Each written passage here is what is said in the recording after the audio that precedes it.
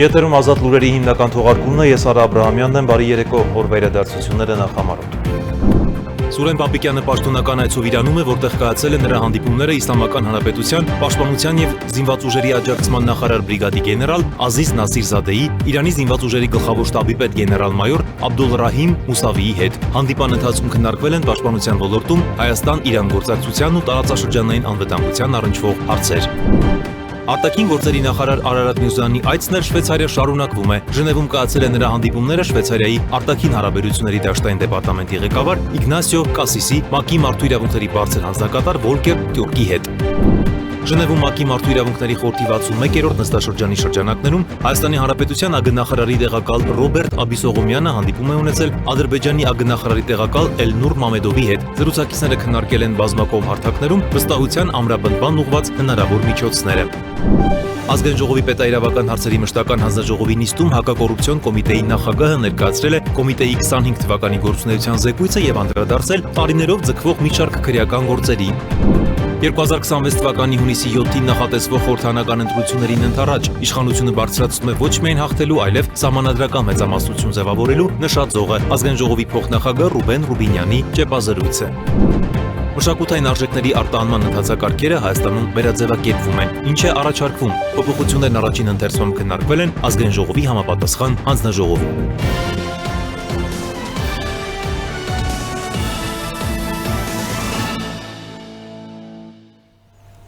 Սուրեն Պապիկյանը երեկ պաշտոնական այցով ժամանել է Իրան Իսլամական Հանրապետության պաշտպանության եւ զինված ուժերի աջակցման նախարարությունում տեղի ունեցել Հայաստանի Հանրապետության պաշտպանության նախարարի դիմավորման հանդիսավոր արարողությունը զինվորական նվագախմբի եւ պատվո պահակախմբի մասնակցությամբ հնչել են երկու երկրների պետական օրհներգները։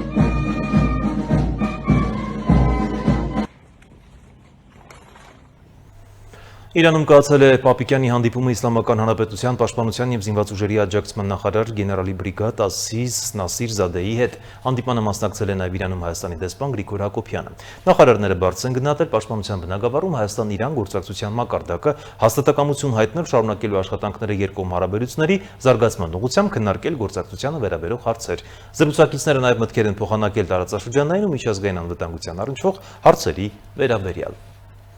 Պապիկյանը հանդիպել է նաև Իրանի զինված ուժերի գլխավոր շտաբի պետ գեներալ-մայոր Մուսավիի հետ։ Հանդիպան ընթացքում քննարկվել են պաշտպանության ոլորտում Հայաստան-Իրան գործակցության ու տարածաշրջանային անվտանգության առնչվող մի շարք հարցեր։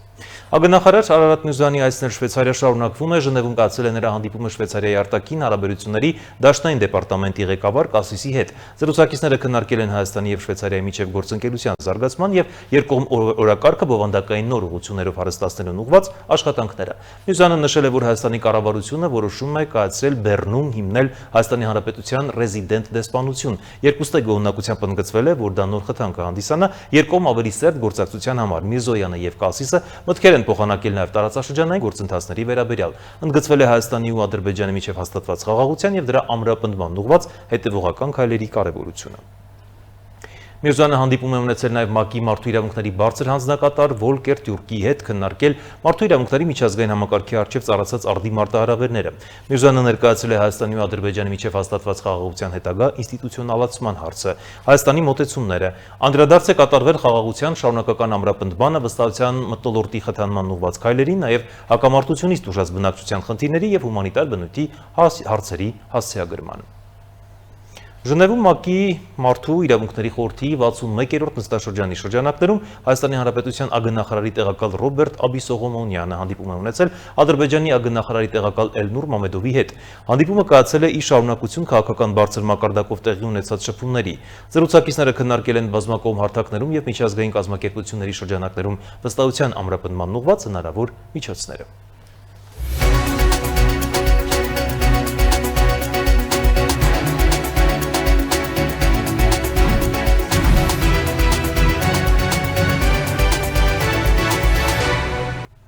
Ազգային ժողովի պետաիրավական հարցերի մշտական հանձնաժողովի նիստում հակակոռուպցիոն կոմիտեի նախագահ Արթուր Նահապետյանը ներկայացրել է կոմիտեի 2025 թվականի գործունեության զեկույցը եւ անդրադարձել տարիներով ձգվող մի շարք քրեական գործերի։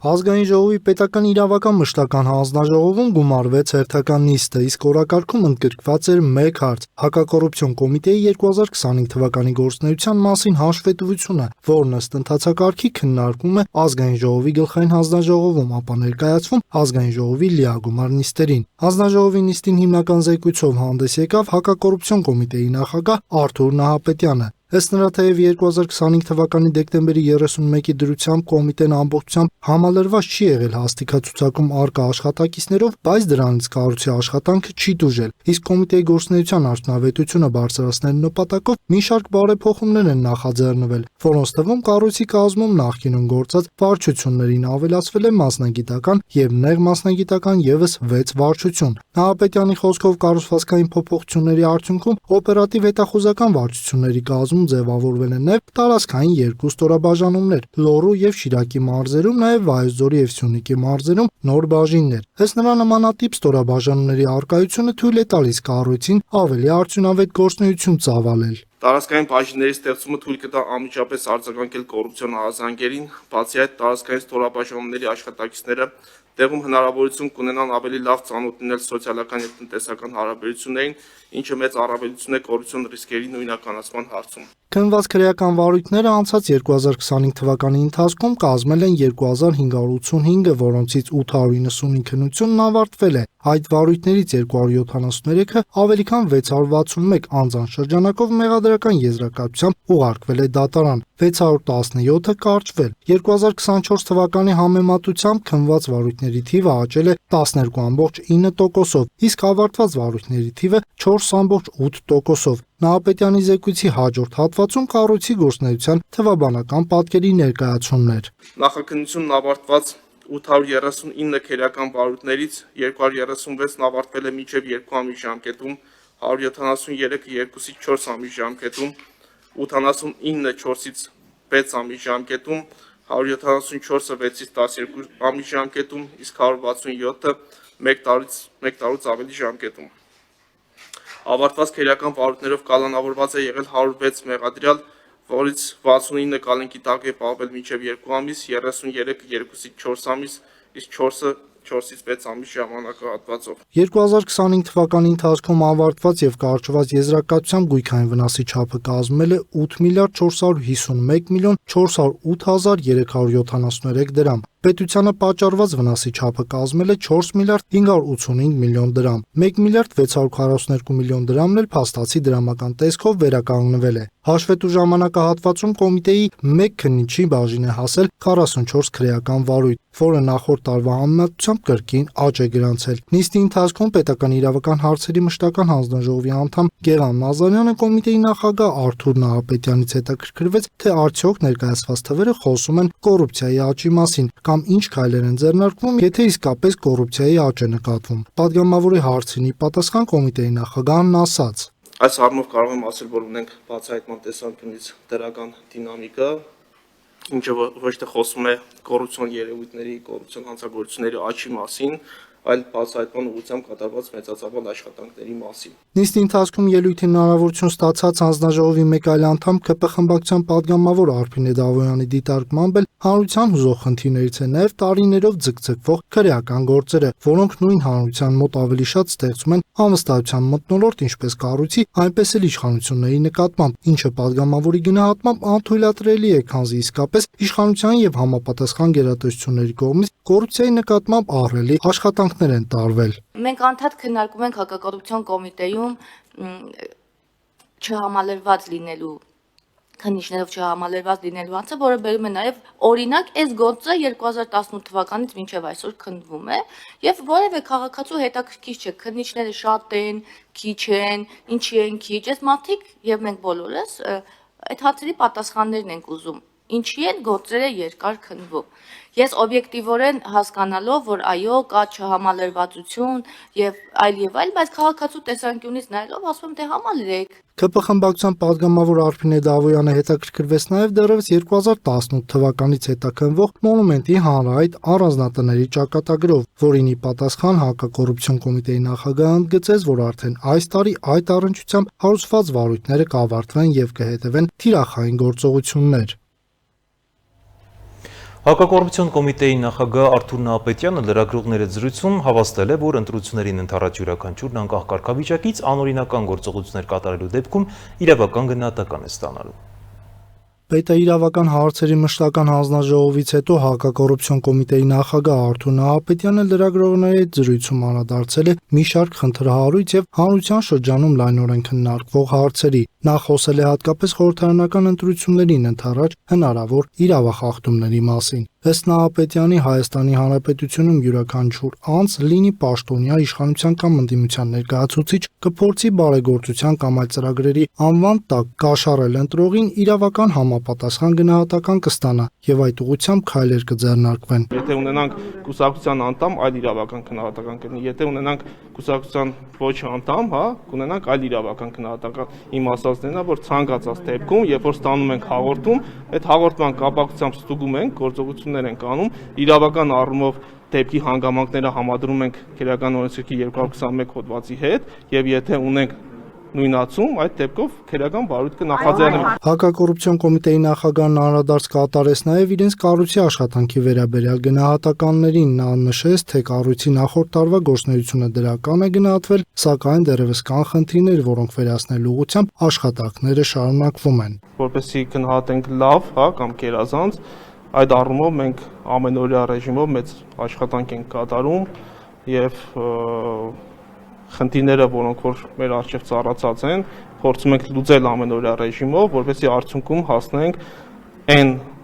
աստիճանին, այն մակարդակին, որը մեզ թույլ կտա ասել, որ իրականում մենք մեր կառույցի աշխատանքներից գոհ ենք։ Հակակոռուպցիոն կոմիտեի նախագահը անդրադարձ կատարեց նաև գործադիր եւ օրենսդիր մարմինների անդամների պարգևատրումների թեմային։ Նա բացառեց պարգևատրումների անօրինական լինելը, քանի որ այդ վճարումները կարգավորվում են օրենքով, հետեւաբար չեն կարող կոռուպցիոն ռիսկեր պարունակել, առավել եւս որ պարգևատրման ժամանակ հաշվի են առնում պաշտոնյայի կամ այլ օղակների աշխատակիցների աշխատանքի արդյունավետությունը օրենքով գործող գնահատման համակարգով։ 2026 թվականի հունիսի 7-ին նախատեսվող խորհրդարանական ընտրություններին ընդառաջ իշխանությունը բարձրացնում է ոչ միայն հաղթելու, այլև սահմանադրական մեծամասնություն ձևավորելու նշաձողը։ Ազգային ժողովում լրագրողների հետ զրույցում խորհրդարանի փոխնախագահ Ռուբեն Ռուբինյանը հայտարարել է, որ քաղաքացիական պայմանագիրը նպատակ ունի ընտրություններից հետո ստանալ սահմանադրական մեծամասնություն քաղաքական դաշտի օլիգարխների եւ Քոչարյանի թիմի վերադարձ թույլ չտալու ուղերձով։ Մենք նպատակադրված ենք 2026 թվականի ընտրություններից հետո ունենալ սահմանադրական մեծամասնություն։ Նաև պատկերացնում ենք, որ Ռոբերտ Քոչարյանը եւ երկու օլիգարխները ու ընդհանրապես բոլոր օլիգարխները դուրս կմղվեն քաղաքական դաշտից եւ խորհրդարանից։ Ազգային ժողովում լրագրողների հետ զրույցում հայտարարել է խորհրդարանի փոխնախագահ Ռուբեն Ռուբինյանը։ Նրա խոսքով օլիգարխ հասկացությունն ունի հստակ բովանդակություն եւ քաղաքականության վրա տնտեսական լծակներով ազդեցություն գործադրել ցանկացող գործարարները հենց այդ սահմանման մեջ են մտնում։ Գագիկ Ծառուկյանը գործարար է, որը ուզում է ազդեցություն ունենալ քաղաքականության վրա։ Կուսակցության ղեկավար է։ Սամվել Կարապետյանը ռուսաստանցի գործարար է, որը ստեղծել է կուսակցություն, դարձել է դրա ղեկավար եւ փորձում է ազդեցություն ունենալ Հայաստանի քաղաքական դաշտի վրա։ Դրանք եւ սա օլիգարխիկ դասական սահմանում է։ Հիմա մենք կարող ենք, չգիտեմ, լեզվաբանական բանավեճ ունենալ, բայց ես վստահ եմ, որ բոլորը հասկանում են ինչ է նշանակում օլիգարխ եւ բոլորը հասկանում են, որ օլիգարխները չպիտի եւ կամ լավ չի լինի, որ հասնեն իշխանության։ Ռուբինյանը նաեւ կոչ է արել այրել բոլոր կամուրջները Քոչարյանի եւ օլիգարխների հետ, պնդելով, որ այդ կերպ ազգային ժողովը կարող է դառնալ քաղաքական առողջ բանավեճերի հարթակ։ Նա անդրադարձել է նաեւ մեդիադաշտին, նշելով, որ մամուլը պետք է ունենա անկախ ֆինանսավորում եւ խուսափի նախկին իշխանությունների եւ օլիգարխիկ շրջանակների հետ կապերից։ կարծում եմ Հայաստանի ժողովուրդը ես կարծում եմ 2026 թվականի հունիսի 7-ին պետք է Հայաստանի ժողովուրդը այրի բոլոր կամուրջները Քոչարյանի եւ ռուսաստանցի օլիգարխի հետ, մնացած օլիգարխների հետ, որպեսզի վերջապես ազգային ժողովը նորմալ քաղաքական բանավեճերի տեղ դառնա, ոչ թե որ գան դավաճան, այսինչ դավաճան, այսինչ այդ ամեն ինչը ավարտեն։ Նաև կարծում եմ, որ մեր մամուլը պետք է վերջապես այրի կամուրջները Քոչարյանի, Սերժ Սարգսյանի փեսու, չգիտեմ, այնտեղ տարբեր օլիգարխների հետ եւ վերջապես ստանա նորմալ, անկախ ֆինանսավորում, պիտի պետք է մամուլը հրապարակի իր ֆինանսական աղբյուրները։ Ռուբինյանը շեշտել է, որ ընտրություններից հետո կոալիցիաներ ձևավորելը կամ հետընտրական գործակցությամբ իշխանություն դառնալը հանցագործություն չէ, դա նախատեսված է ընտրական օրենսգիրքով, իսկ հանցագործությունը նրա ձևակերպմամբ ընտրակաշառքն ու կաշառակերությունն են։ Ռուբեն Ռուբինյանի խոսքով իրենց տրամադրության տակ եղած տվյալները ցույց են տալիս, որ քաղաքացիական պայմանագիրը վարկանիշով մի քանի անգամ առաջ է ցանկացած ընդդիմադիր ուժից, ուստի իշխող թիմն այդ մասով անհանգստություններ չունի։ Միևնույն ժամանակ նա կարևորել է, որ հանրությունը պատկերացնի քաղաքական դաշտում ընթացող գործընթացները։ Ազգային ժողովի փոխնախագահի գնահատմամբ ընդդիմադիր դաշտում նկատվող տարանջատումները հաճախ ունեն ձևական բնույթ։ Նա պնդել է, որ տարբեր ուժերի միջև տեղի են ունենում գործողությունների նման տեղաշարժեր։ Որպես օրինակ Ռուբինյանը նշել է Արամ Վարդևանյանին, հիշեցնելով նրա նախկին դերակատարումը Քոչարյանի թիմում եւ ներկայում նրա ներկայությունն արդեն ռուսաստանցի գործարարի թիմում։ Նույն համատեքստում անդրադարձ է եղել նաեւ Անդրանիկ Թևանյանին, որը նախկինում կապված է եղել Ռոբերտ Քոչարյանի հետ, իսկ ներկայում Ծառուկյանի շրջանակի հետ։ Ռուբինյանն անդրադարձավ նաև Սաղմոսավանքում Տեր Օշինի մասնակցությամբ միջադեպին պնդելով, որ քահանան իրավունք չունի եկեղեցում որևէ մեկին խտրականության ենթարկել քաղաքական հայացքների կամ կուսակցական պատկանելության հիմքով։ Նա շեշտեց, որ իշխանությունը եկեղեցու գործերին չի միջամտում, բայց խտրականություն թույլ տալ չի կարող ոչ միայն եկեղեցում, այլև ցանկացած ոլորտում, որտեղ քաղաքական հայեցողությունը գործառույթ չէ։ Սոնա Գիշյան, Free News, Ազատ լուրեր։ Մշակութային արժեքների արտանման ընթացակարգը Հայաստանում վերաձևակերպվում է, առաջարկվում է ներդնել նոր լիցենզիա եզրակացություն ձևաչափ եւ սահմանել պետական տուրքի նոր տեսակներ, գործընթացը ավելի հստակ եւ տարանջատված դարձնելու, նաեւ ԵԱՏՄ մաքսային կարգավորումներին համապատասխանեցնելու նպատակով։ Փոփոխություններն առաջին ընթերցում քննարկվել են ազգային ժողովի համապատասխան հանձնաժողովում։ Մշակութային արժեքների արտահանման կարգավորումները վերաձևակերպվում են, սահմանելով նոր լիցենզիա եզրակացություն ձևաչափ եւ պետական տուրքի նոր տեսակներ, որպիսի գործընթացը դառնա ավելի հստակ, տարանջատված եւ համահունչ ԵԱՏՄ մաքսային կարգավորումներին։ Այս հարցը քննարկվել է ազգային ժողովի գիտության, կրթության, մշակույթի, սփյուռքի, երիտասարդության եւ սպորտի հարցերի մշտական հանձնաժողովի նիստում առաջին ընթերցմամբ։ Կրթության, գիտության, մշակույթի եւ սպորտի նախարար Ժաննա Անդրեասյանը ներկայացրել է պետական տուրքի մասին օրենքում փոփոխություններ կատարելու մասին օրենքի նախագիծը, ընդգծելով, որ գործող կարգավորումները լիարժեք չեն ընդգրկում ԵԱՏՄ մաքսային օրենսդրությամբ նախատեսված մշակութային արժեքների մաքսային գործառույթների ամբողջ շրջանակը եւ առաջարկվող փոփոխությունները նպատակ ունեն տուրքի տեսակները համապատասխանեցնել այդ կարգերին։ Սրանով մենք առավել հստակեցնում ենք եւ տարանջատում ենք մաքսային ռեժիմները մշակութային արժեքների արտահանման, այդ թվում նաև ժամանակավոր արտահանելու հետ կապված եւ սա կարեւոր է, որպեսզի մեզ մոտ դաշտը լինի ավելի կարգավորված եւ ավելի հասցեական, սակայն միևնույն ժամանակ դրանով լուծում ենք Եվրասիական տնտեսական միության մաքսային օրենսդրության շրջանակներում սահմանված կանոններին եւ ձևաչափերին մեր օրենսդրությունը համապատասխանեցնելու խնդիրը եւ ըստ էության այդ երկու հանգամանքների հաշվի առնվամբ ներկայացվել է նախագիծը, որը համապատասխան կարգով շրջանառված է։ Նախագծով օրենքում ներդրվում են նոր եզրույթներ, որոնք հնարավորություն կտան մշակութային արժեքների արտահանման դեպքում վարել ավելի ճկուն եւ տարբերակված քաղաքականություն։ Սահմանվում են նաեւ հանքագիտության եւ հնեաբանության հավաքածուների, առարկաների արտահանման լիցենզիա եզրակացություն, մշակութային արժեքների վերամշակում մաքսային տարածքից դուրս, մաքսային ընթացակարգով արտահանման թույլ տվող եզրակացություն, նաեւ նույն հավաքածուների ժամանակավոր արտահանում եւ վերամշակում մաքսային տարածքից դուրս ընթացակարգերով արտահանման եզրակացություն հասկացությունները։ Պետք է ասեմ, որ փոխվել է նաև տուրքի չափը, մասնավորապես գործող օրենքում տուրքի չափը հնգապատիկներ, բազային տուրքի, Այս պահին մենք առաջարկում ենք մեկ մշակութային արժեքի համար բազային տուրքի 10 պատիկի չափով կիրառել տուրքը եւ 2 եւ ավելի մշակութային արժեքների դեպքում բազային տուրքի 15 պատիկի չափով միևնույն ժամանակ կրկնօրինակների պարագայում տուրքի չափը պահպանվել է, ինչպես նախկինում այժմ էլ առաջարկվող նախագծում բազային տուրքի եռապատիկի չափով ենք առաջարկում կիրառել եւ համապատասխանաբար նոր խմբագրություն է սահմանվել նաեւ տուրքից արտոնություն ունեցող խմբերի վերաբերող հոդվածում, որը օրենքի 27-րդ հոդվածն է, միաժամանակ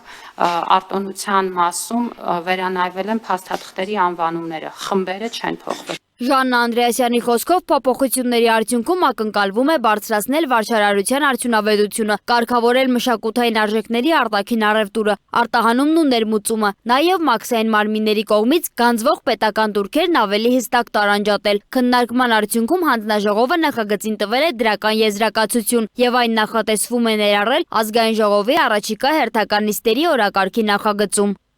Սոնա Գիշյան, Free News, Ազատ լուրեր։ Կարճատև դադարից հետո կշարունակենք թողարկումը։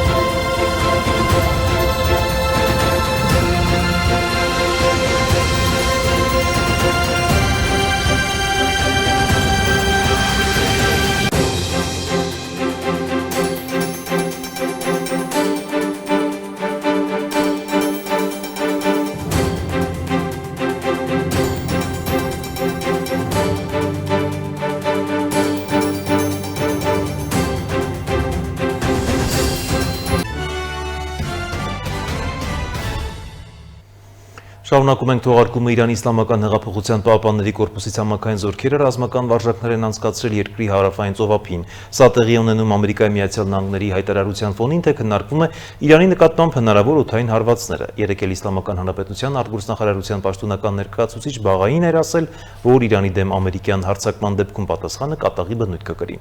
ԱԳ նախարար Շաբաս Արաղչին էլ CBS-ին հայտնել էր, որ կողմերը փետրվարի 26-ին կլինեն հանդիպման Ժնևում։ Օմանը, որի միջնորդությամբ են անցկացվում բանակցությունները, եւս հաստատել է, որ հաջորդ հանդիպումը տեղի կունենա 5-շաբթի։ Միջազգային նորությունները տեսաշարով։ Այսօր առավոտյան Մոսկվայի Սավյոլովսկի կայարանի մոտ տեղի ունեցած պայթյունի հետևանքով զոհվել է 2 մարդ, այդ թվում 1 ոստիկան, հայտնում է Reuters-ը։ Ռուսական լրատվական գործակալությունը հողումանելով իրավապահներին հայտնում է, որ զոհվածներից մեկը կասկածյալն է, որը ենթադրաբար տեղադրել է պայթուցիկ սարքը։ Ըստ ոստիկանության քննիչներն ուսումնասիրել են տեսագրությունները, որտեղ երևում է, թե ինչպես է կասկածյալը մոտենում Մոսկվայի կենտրոնում գտնվող Սավյոլովսկի կայարանի մերձակայքում կայանված ոստիկանական մեքենային եւ այնտեղ տեղադրում պայթուցիկը։ Պայթյունի հետևանքով եւս 2 ոստիկան վիրավորվել են։ Իրավապահ մարմինները դեռևս չեն ներկայացրել միջադեպի հնարավոր դրդապատճառների վերաբերյալ մանրամասներ։ Առնվազն 14 մարդ է զոհվել կիրակի օրը Մեքսիկայում բռնկված բախումների հետևանքով։ Իրավիճակը կտրուկսրվել է այն բանից հետո, երբ ոստիկանական գործողությունների ընթացքում սպանվել է Խալիսկոյի նոր սերունդ նարկոկարտելի առաջնորդ Նեմենսիո Օգեսերա Սերվանտեսը, հայտնի El Mencho մականունով։ Ամենաթեժ բախումները գրանցվել են Մեքսիկայի մեծությամբ երկրորդ քաղաքում՝ Գվադալխարայում։ Քաղաքի բազմաթիվ ճանապարհները ժամերով արգելափակված են եղել այրվող մեքենաներով։ Հարձակման է ենթարկվել նաև միջազգային օդանավակայանը։ Տեղական իշխանությունները փորձել են վերականգնել վերահսկողությունը, սակայն իրավիճակը շարունակում է լարված մնալ։ Խալիսկոյի նոր սերունդ կարտելը հիմնադրվել է 2009 թվականին եւ համարվում է երկրի ամենահզոր հանցավոր խմբավորումներից մեկը։ Ամերիկյան աղբյուրների տվյալներով այն ներգրաված է հերոինի, կոկաինի, ֆենտանիլի եւ մետամֆետամինի խոշոր խմբաքանակների մաքսանենգության մեջ, հիմնականում Ամերիկայի Միացյալ Նահանգների ուղղությամբ։ Reuters-ի փոխանցմամբ Ամերիկայի Միացյալ Նահանգների զինված ուժերը երկուշաբթի սկսել են դուրս գալ Սիրիայի հյուսիս-արևելքում գտնվող իրենց ամենամեծ ռազմաբազաներից։ Տեղեկությունը հաստատել են սիրիական ռազմական եւ անվտանգության 3 աղբյուրները։ Ականատեսների վկայությամբ Հասական նահանգում տեղակայված Քասրակ բազայից առավոտյան դուրս են եկել տասնյակ բեռնատարներ, որոնց մեծ մասը տեղափոխել է զրահապատ տեխնիկա։ Ամերիկյան զորքերն այդտեղ տեղակայվել էին ավելի քան 10 տարի առաջ, գործակցելով քրդերի գլխավորած Սիրիական դեմոկրատական ուժերի հետ ջիհադիստական խմբավորման դեմ պայքարի շրջանակում։ Ռուսաստանի Ուկրաինա լայնածավալ ներխուժման 4-րդ տարելիցին Մեծ Բրիտանիան հայտարարել է Կիևին տրամադրվող նոր աջակցության փաթեթի մասին, հայտնում է Reuters-ը։ Փաթեթը ներառում է ռազմական, հումանիտար եւ վերականգնման բաղադրիչներ։ Մեծ Բրիտանիայի արտգործնախարար Իվետ Քուպերը կմասնակցի Կիևում անցկացվող հիշատակի միջոցառումներին վերահաստատելով Լոնդոնի քաղաքական աջակցությունն Ուկրաինային։ Կառավարության հայտարարության համաձայն 20 միլիոն ֆունտ ստերլինգ կհատկացվի էներգետիկ աջակցության համար, ուղղված Ուկրաինայի էներգահամակարգի պաշտպանությանը։ 5.7 միլիոն ֆունտ կհատկացվի առաջնագծին մոտ գտնվող համայնքներին հումանիտար օգնություն ցուցաբերելու նպատակով։ Բացի այդ, ևս 30 միլիոն ֆունտ ստերլինգ կհատկացվի հասարակական դիմակայունության ամրապնդմանն ու ենթադրյալ ռուսական պատերազմական հանցագործությունների զոհերի արդարադատության գործընթացին աջակցելու համար։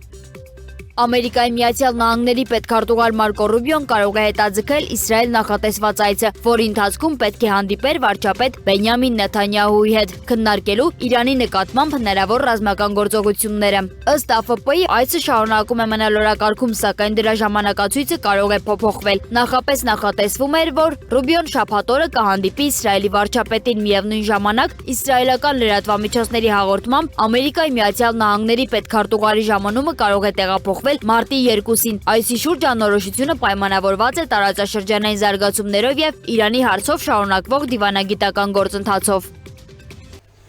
Այսքանը ցտեսություն։